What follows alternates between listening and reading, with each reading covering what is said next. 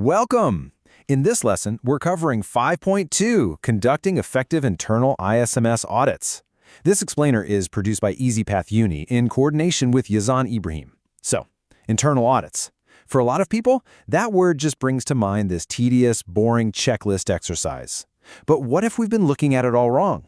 Today, we're going to explore how to transform audit findings from a simple compliance task into a powerful tool for strategic improvement. Let's dive in.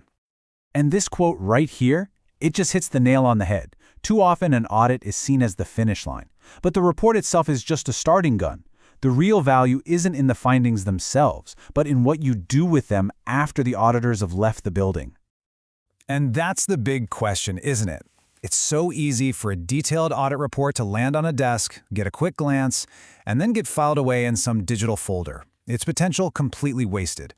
We're here to make sure that doesn't happen. So how do we do that? Well, here's our game plan. First, we'll shift our mindset way beyond the simple checklist. Then, we'll put on our detective hats to find the root causes. After that, it's all about smart strategy, effective implementation, and ultimately, building a culture that's always getting better. Okay, so first things first, we absolutely have to stop seeing an internal audit as just a test we have to pass. It's not about just checking boxes. It's a really powerful tool for strategic insight, giving you a clear, honest look at your strengths and, more importantly, your opportunities to get better and stronger. So with that right mindset, we can become investigators. See, it's not enough to know what went wrong. We have to understand why it happened in the first place. This is where we start digging for the real story behind each and every finding. A key first step is to classify what you found. Is it a major nonconformity or a minor one? Think of it this way. A major issue is like discovering there's no fire escape plan for the entire building. That's a systemic failure. A minor one, on the other hand, might be finding a few incomplete training records. Sure, it's an isolated deviation that needs fixing, but it doesn't compromise the whole safety system.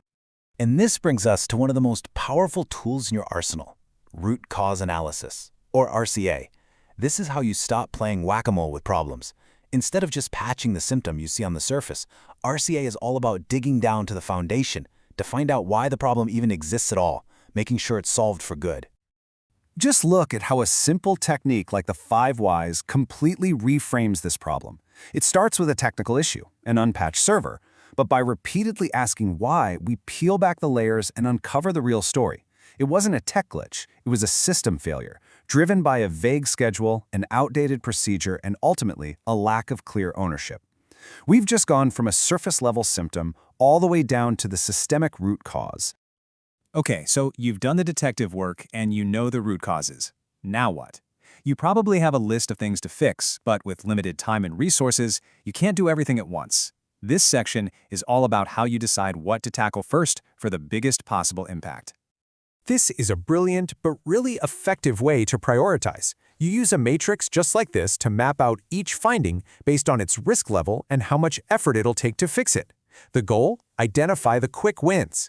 Those high-risk, low-effort items are your top priority. Fixing them gives you the biggest security bang for your buck and helps build momentum. But it's not just about risk and effort. You also need to consider the bigger picture. Does fixing this issue align with a key business goal? What's the cost versus the benefit? And critically, are there any regulatory deadlines breathing down your neck? These factors make sure your action plan isn't just technically sound, but also strategically smart for the entire organization. With our priorities set, it's time to implement solutions. And we're not talking about temporary patches or band-aids here. The goal is to build resilient, permanent improvements that tackle the root cause and make the whole system stronger for the long haul. The best way to ensure your action plan is effective is to use the SMART framework. This is your blueprint for creating actions that are crystal clear and hold people accountable. Every single action has to be specific, measurable, achievable, relevant, and time-bound. There's simply no room for ambiguity.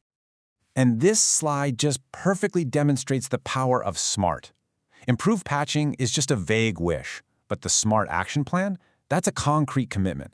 It tells you exactly what needs to be done, how it'll be done, and when it's going to be completed. It's the difference between hoping for improvement and planning for it. It's also really important to distinguish between two types of actions. Corrective actions are reactive. You're fixing what's already broken. That's essential, of course. But preventive actions, that's the real game changer. That's when you proactively build systems to stop similar problems from ever happening at all. This brings us to our final and, I think, most important section. Fixing individual findings is great, but the ultimate goal is to use this entire process to fuel a culture of continuous improvement. It's about zooming out from the individual problems to improve the entire system.